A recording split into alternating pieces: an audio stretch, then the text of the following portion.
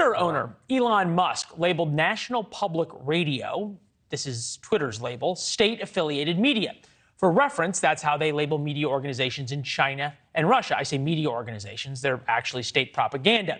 As you might imagine, NPR and its supporters are not exactly thrilled with the designation. And to be fair, NPR's had a few rough weeks. They recently tweeted out the international governing body for track and field will ban trans women athletes from elite women's competitions, citing a priority for fairness over inclusion despite limited scientific research involving elite trans athletes.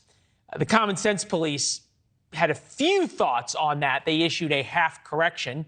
But what's interesting is who is defending NPR. There's no doubt of the independence of NPR's journalists. And it has been, if you've ever been on the receiving end of their questions, you know this. You know that they have their independence in journalism. NPR journalists work diligently to hold public officials accountable and inform the American people. The hard-hitting independence nature of their coverage speaks for itself. And so I'll leave it there. Joining me now, Kayvon Shroff, Senior Advisor for the Institute for Education and the former digital organizer for Hillary Clinton's 2016 campaign. Look, we can argue till the sun comes up tomorrow morning about whether NPR is a liberal news organization, how hard-hitting they are, on and on. Fine. Either way, is it really a good thing for the White House press secretary to be weighing in on what news organizations the White House deems hard-hitting and worthy? Kayvon, great to be with you. I think this was an important moment for the White House to speak out, because you got to imagine comparing our publicly funded journalism to state media from Russia and China is incredibly inappropriate. And you got to think that China and Russia absolutely loved seeing that.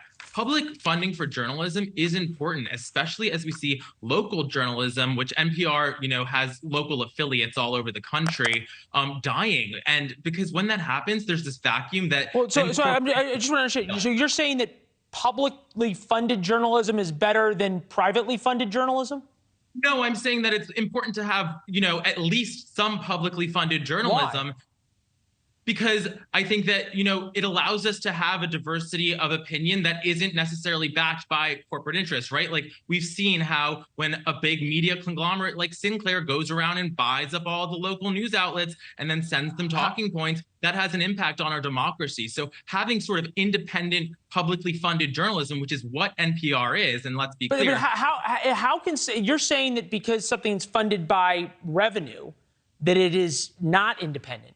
But somehow something that is funded by the federal government is independent, even though they are dependent on a certain party to be in power to fund them. Well, no, there's laws that go towards Republicans don't like NPR. So if Republicans get their way, NPR would be defunded. How does that not create a real moral hazard for NPR? I just don't see the point in equating what you're talking about with what we're talking about when we say China propaganda media outlets. Do you disagree with that? Well, first of all, it's not my job to pass judgment on what is and is not a media organization. Elon Musk defined it this way. State-affiliated media is defined as outlets where the state exercises control over editorial content through financial resources, direct or indirect political pressure, and over control of production and distribution. Elon Musk says it seems accurate. From that definition. There's no editorial intervention by the government in NPR's reporting. That's the relevant difference that I think we're talking about here. Well, except it says direct or indirect. I go back to this. That indirect. Well, it's indirect that the funding is provided by the government, by the federal government, us, the taxpayers. For decades. Yeah, for decades. And there's an entire political party. Half of America thinks NPR is in the tank against them. And Republicans would like to defund NPR and allow it to sink or swim like every other journalist organization. Would you be opposed to government funding for a conservative-leaning outlet? But half of America might think this outlet is partisan. Does that mean that what you're saying isn't legitimate? I don't understand. No, it means we shouldn't get government funding. But it's bipartisan government funding. No, it's not. Well, has the Republican Congress tried to cut funding to NPR yet? Yes. Have they done that? term? Yes, they've done that tried. this term. They've tried many times. When have they done that? 2023, January 2023, the new Congress. When have they done that? The new Republican Congress hasn't gotten a lot done. We can all agree on that. Okay. Kayvon, I got to run. Thank you.